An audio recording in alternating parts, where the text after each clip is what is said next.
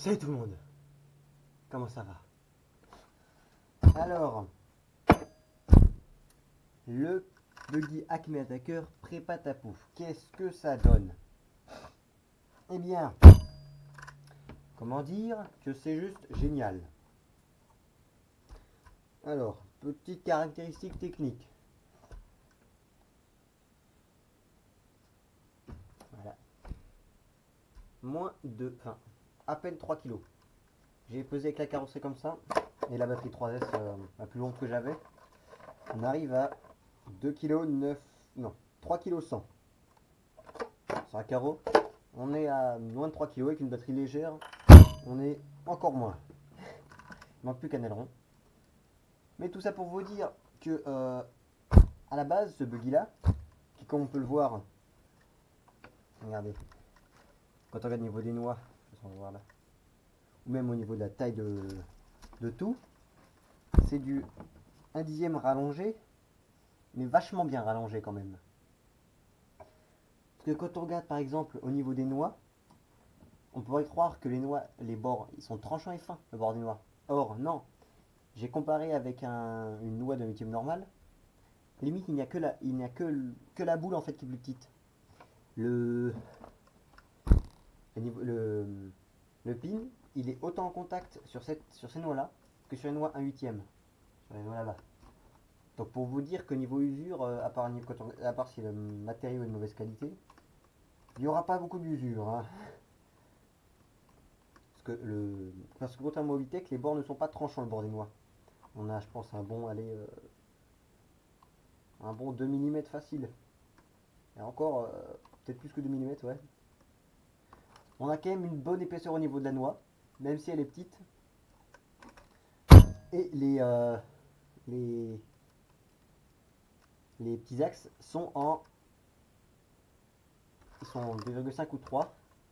Ils sont en 3. En 3, notez bien. Comme sur un huitième totalement classique.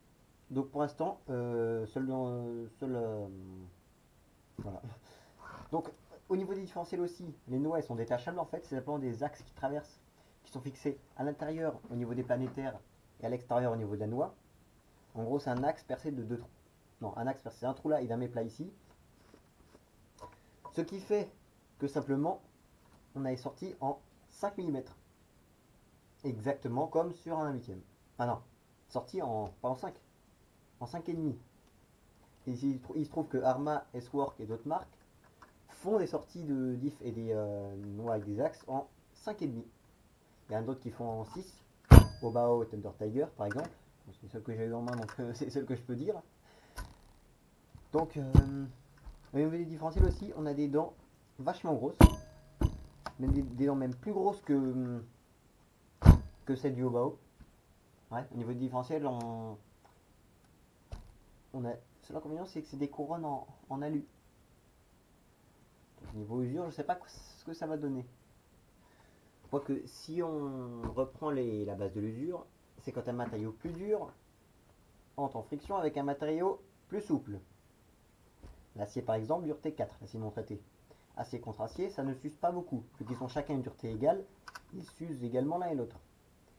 L'aluminium, c'est pareil. Aucune des deux pièces, ni le pignon d'attaque, ni la couronne peut attaquer l'autre, vu qu'ils ont la même dureté. Donc, à voir ce que ça va donner. Aluminium, je rappelle, dureté 2. Aluminium non traité. Et je pense pas que c'est de l'aluminium 70-75. Donc, dessus, en gros, pour vous dire, c'est de la mécanique du 1 huitième. C'est presque du 1 huitième en fait. C'est vraiment bien dimensionné en tout cas. Donc ensuite, j'y ai mis dessus moteur, euh, Toro, d'autres marques. Ouais, vous reconnaissez ce carter là, c'est en 2350 kV. Avec un différentiel S-Works que j'ai eu d'occasion pour vraiment pas cher. Et c'est un différentiel de S350. Donc c'est du S-Works quoi, c'est bien. Avec des roulements céramiques. Ah, il était gentil le vendeur. Hein. Ouais, j'ai un peu un rhume en ce moment. Il y a aussi la radio tactique de chez Arma. Alors moi perso j'ai pas, ouais, j'ai eu aucun problème dessus même. Parce que je ne vois pas ceux qui ont des problèmes dessus. Moi sérieusement je n'ai aucun problème. Voilà. J'ai un variateur chinois, le même que sur JLB Cheetah, une référence, en 80 ampères. 80 ampères, ça doit être suffisant, je pense. Enfin, juste que je pense à descendre l'étagement parce que 18, je pense une 40, une corne de 46 ou 48. 18, 48, ça pousse fort quand même. Vous avez vu dans la ligne droite, c'est. Ça va vite, hein. En 2350 kV, en 3S, mais moi j'étais bluffé la vitesse que ça avait. Surtout à cause de la démultiplication très longue qu'il y a dans les différentiels. Il y a un gros pignon, une couronne moyenne, mais surtout un très gros pignon. Donc là, est-ce que on voit toujours? Non, problème de. Attends, je règle un peu la hauteur là.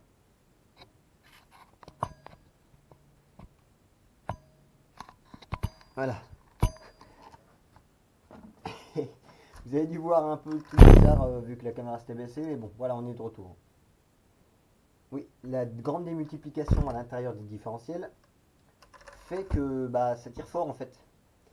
Donc le variateur, donc en plus j'ai fumé le ventilo à cause des herbes. J'aurais dû m'en rendre compte, j'entendais plus le ventilo. Faute à moi.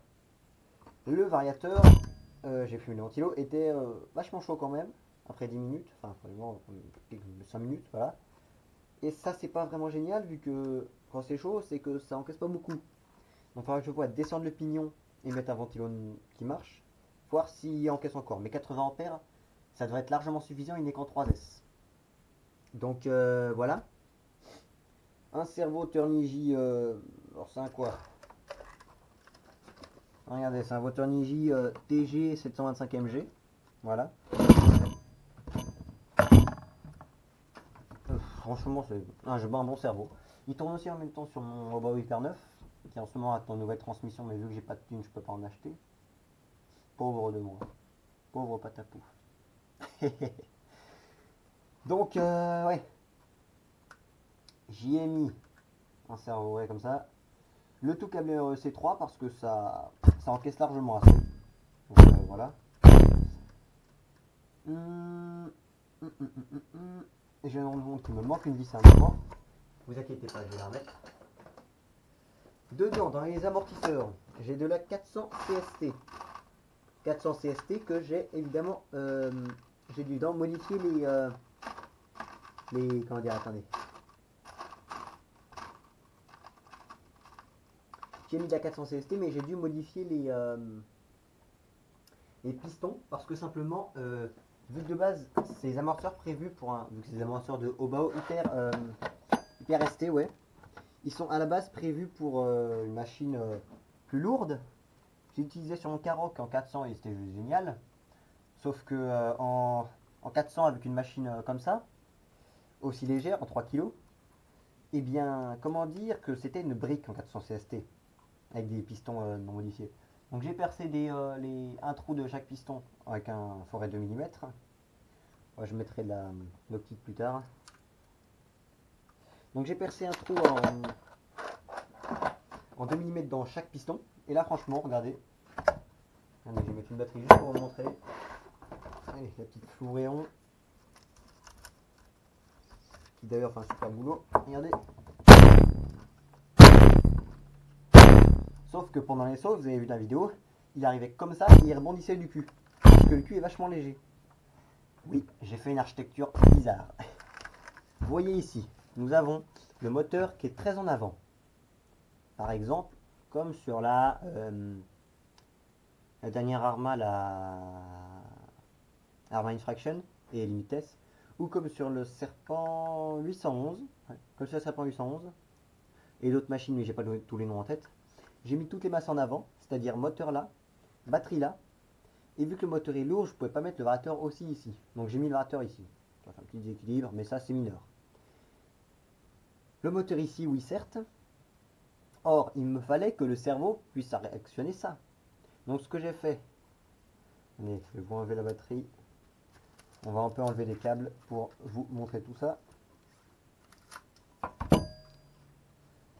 Et oui, et j'ai dû aussi me faire des petites rallonges de câble moteur que j'ai bien fait proprement, bien étamé les fils. On sait bien parce qu'il y a, c'est le fil est dur que sur pas mal de la longueur, c'est que le fil, l'étain est bien à l'intérieur, bien étamé.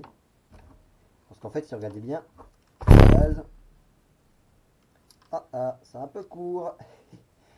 Donc j'ai fait une petite rallonge, ça me suffit largement, donc voilà. Donc, voyons voir. Attendez, ça arrive. Voilà le système de direction.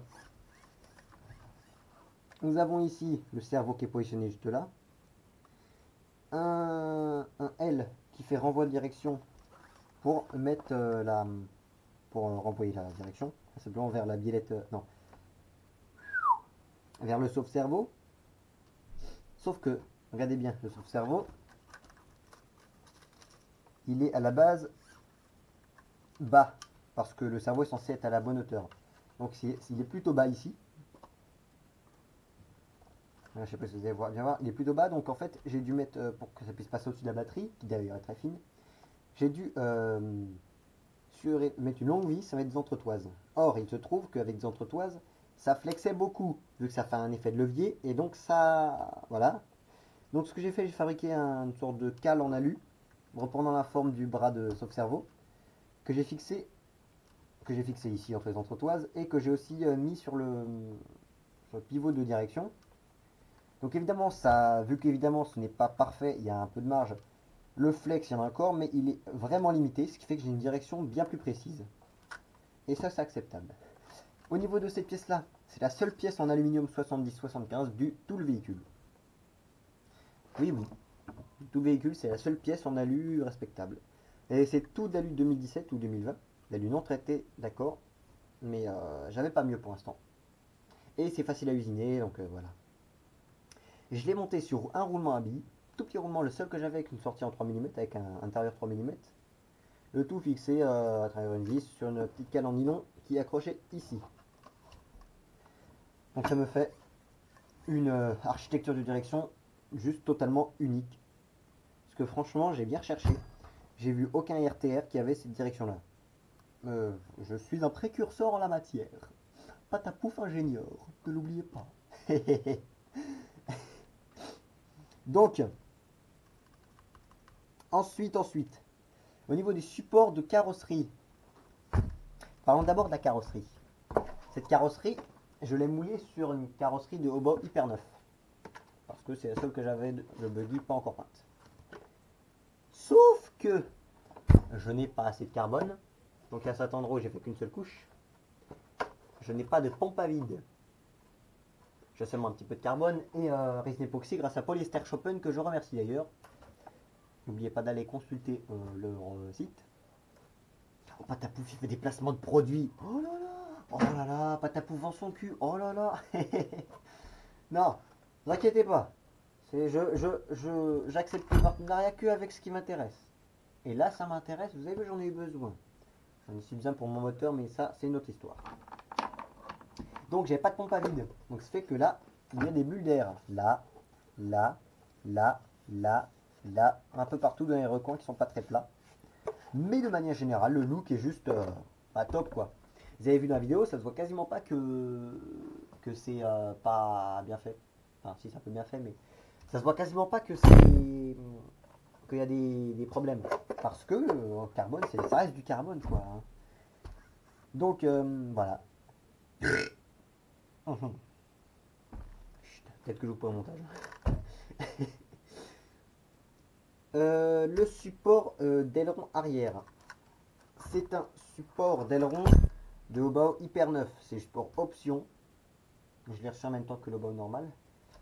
Sur lequel on peut fixer un aileron normal. Parce que sur le support moteur. Sur 1, 2, 1, 2, 1, 2. Je suis fatigué en ce moment. Sur le support. Ah, non, non. L'aileron d'origine du Hobo hyper neuf, c'est simplement aileron plus support tout intégré. C'est génial. Ça flex. Ça flex quand on tape dessus et ça ne casse pas. Là aussi ça flex, mais ça reste plus rigide quand même. Donc c'est, vous avez vu, c'est bien massif quand même. C'est bien du plastique bien plein. Ensuite les mecs. Ah là oui, Et oui, carrosserie. Les supports de carreaux, j'ai simplement utilisé un tube de nylon, c'est du 8 mm. Regardez là. Un tube en nylon en 8 mm là, que j'ai percé au fond là, parce qu'il y avait une petite vis, ça m'aimerait bien. Percé au fond, que j'ai aussi percé en 2 mm là, là, pour mettre une rondelle ici, soutenue par un clip de carreaux.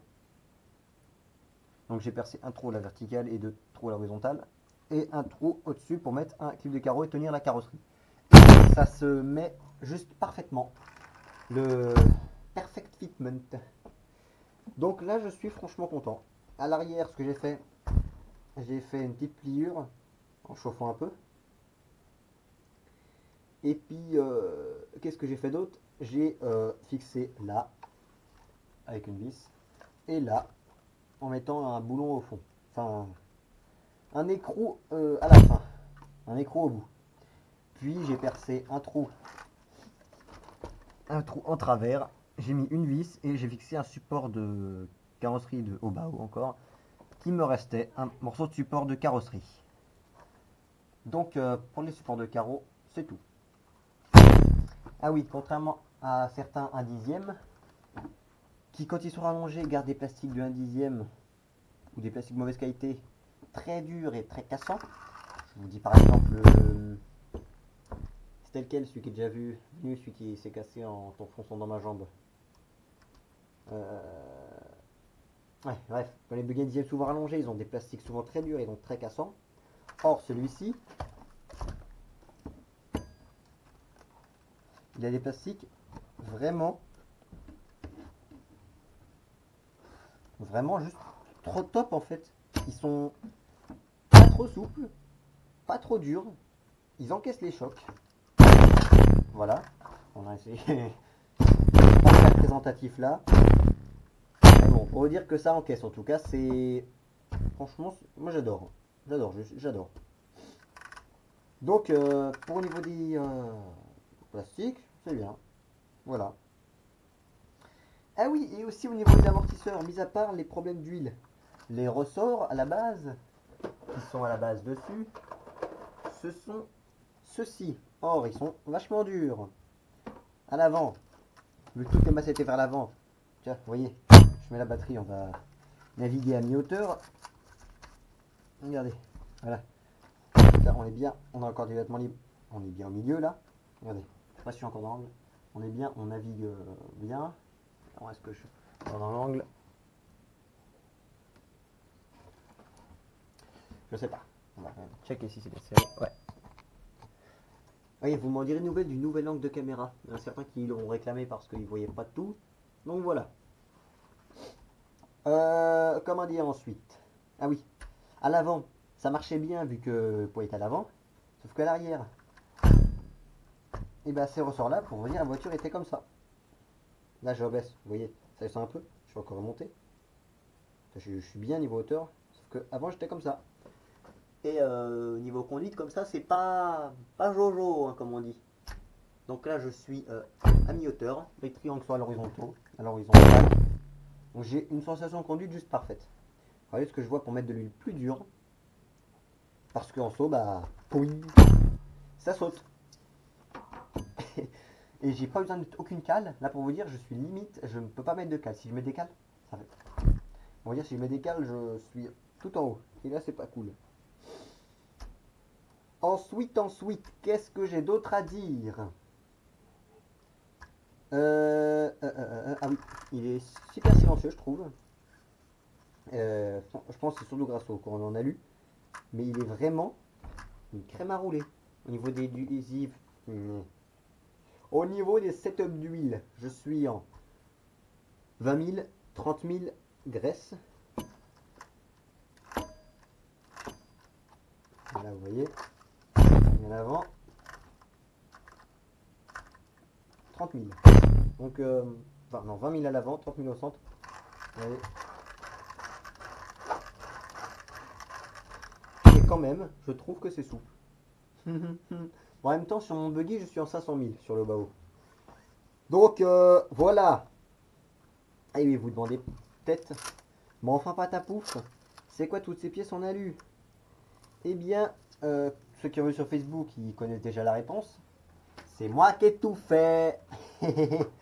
Tout ça, toutes ces pièces en alu, je les ai faites toutes seules. Toutes seules. Je les ai faites tout seul. Comme un grand, à la main, sans machine. Non, plus sérieusement, j'ai tout usiné à la main. Percé avec la perceuse évidemment, poncé avec à la main en fait. Voilà, j'ai quasiment tout fait à la main. Le support moteur là, j'en suis vachement fier. Attendez, qu'est-ce que je suis dans l'angle?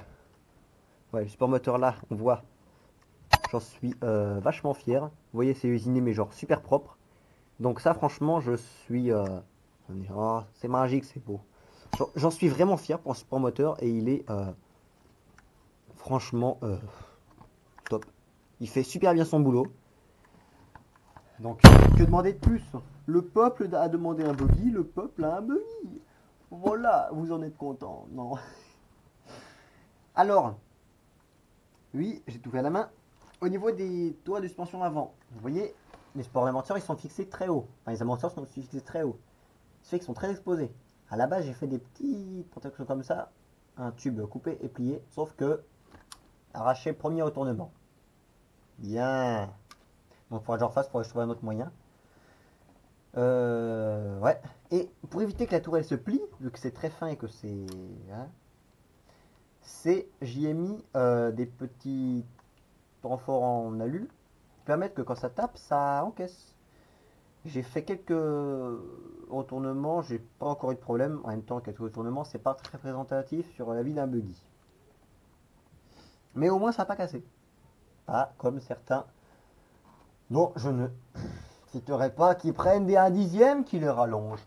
Qui montent ça comme un 1/8 avec un tout petit moteur en 36 par 60 alors que moi, j'ai un gros moteur en 42 68. Oui, dedans, et à la base que je vais un peu. Hein. Ceci est un amortisseur de pseudo-buggy 1/8. Oui, c'était à l'avant. À la base, à l'avant, il y avait ça. Ah, il prend bien sur ces triangles que je vous montre. Oui, ouais. Il y a comme je dirais, plusieurs fixations d'amortisseurs. Je pense qu'on a des amortisseurs courts pour les mettre comme ça. Voilà. Et des amortisseurs longs, des fixations plus vers l'extérieur pour mettre des amortisseurs longs comme ça. Pour les mettre couchés. Alors, qu'est-ce que c'est l'avantage? Qu'est-ce que c'est l'inconvénient? On a même des battements de suspension déjà. Ça c'est sûr. Il y a plus d'huile déjà quand c'est long. Mais quand c'est couché, c'est souple du début à la fin. En fait, au niveau des sensations. Donc c'est bien quand on fait du scalp genre en trophy truck par exemple. Ça fait c'est bien souple. Or sur SO ça fait ça claque le châssis au sol. Claqué au sol. Et ça en fait c'est pas top quoi. Bon, il a fait quelques atterrissages, il n'est pas encore trop martyrisé. Enfin, je fasse évidemment des skid plates à l'avant et à l'arrière. Ça va pas être bien compliqué parce que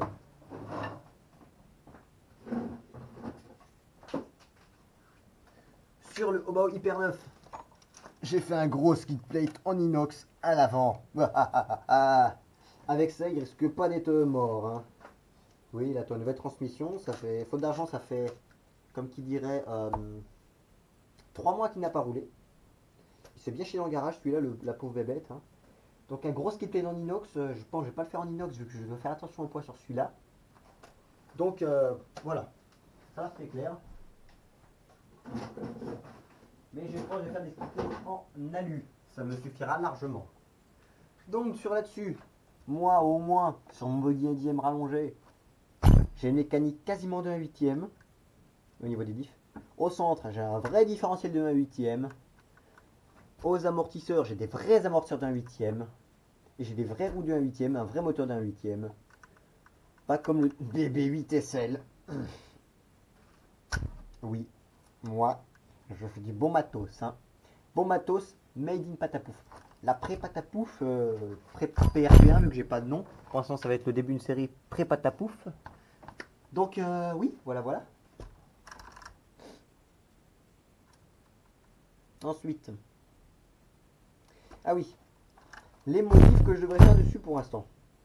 De l'huile plus dure, parce que regardez, sa boîte de l'huile, c'est quand même vachement souple, je pense. Enfin, je passe sur de la 500.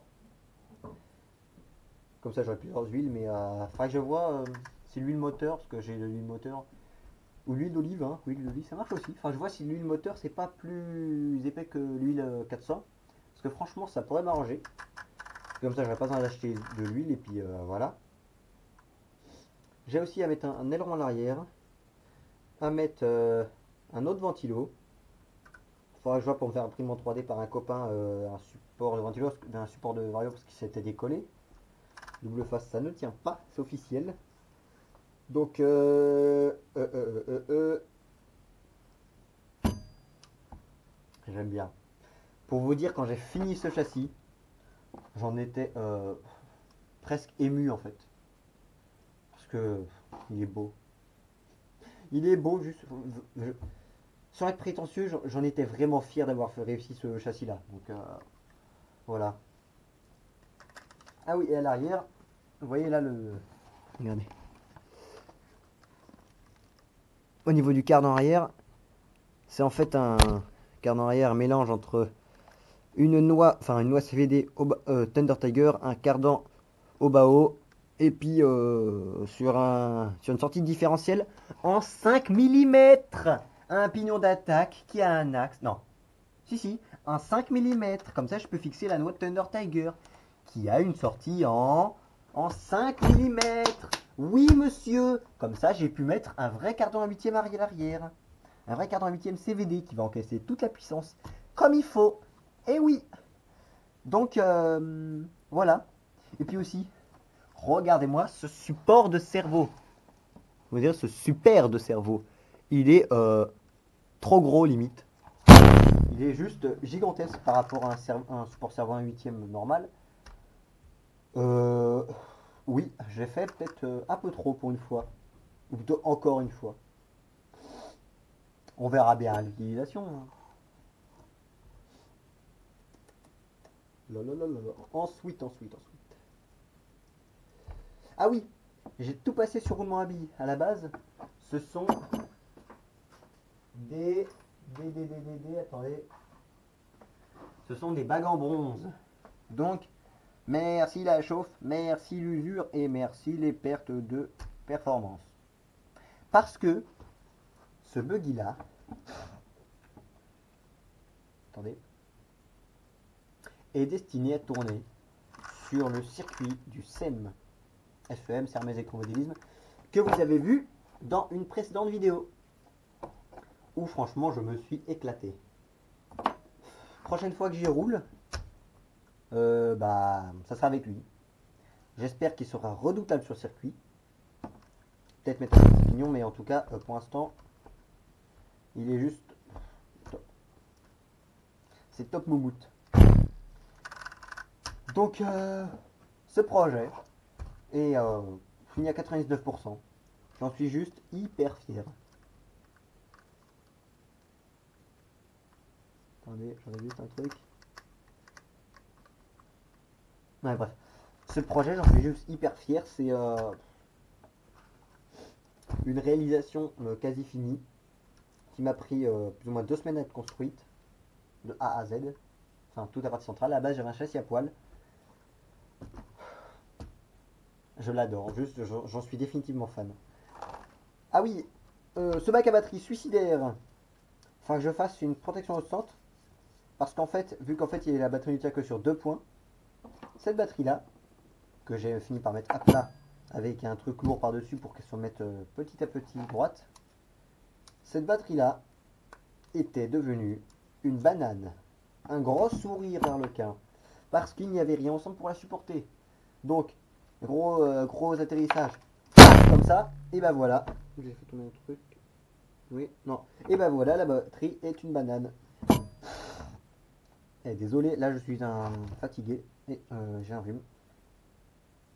Donc pour l'instant, le support moteur encaisse sans broncher quoi que ce soit. Enfin, tout, encaisse tout sans broncher. Il n'a pas de jeu pour l'instant, donc c'est top moumoute comme on dit. Top moumoute. J'en suis fier. Donc j'ai pas tout dit, j'en ai oublié, c'est pas grave. vous les devinerez. Sur ce, je vous dis abonnez-vous, envoyez-moi vos vieux châssis pour revoir des nouveaux projets. Mettez un commentaire, mettez un like. Et puis voilà quoi. C'est bien, c'est en 4 mm. Je viens de réaliser que j'avais oublié de dire ça, que c'était en 4 mm cette grande biellette. Qu'est-ce que j'ai dit d'autre? J'ai rien dit d'autre. Je vous dis une bonne après-midi. Cette vidéo sortira je vais essayer de faire une vidéo tous les mercredis après-midi, si possible. Donc la vidéo de chez Patapou, ça sera tous les mercredis après-midi. Soyez prêts. La prochaine fois, je sais pas ce que c'est.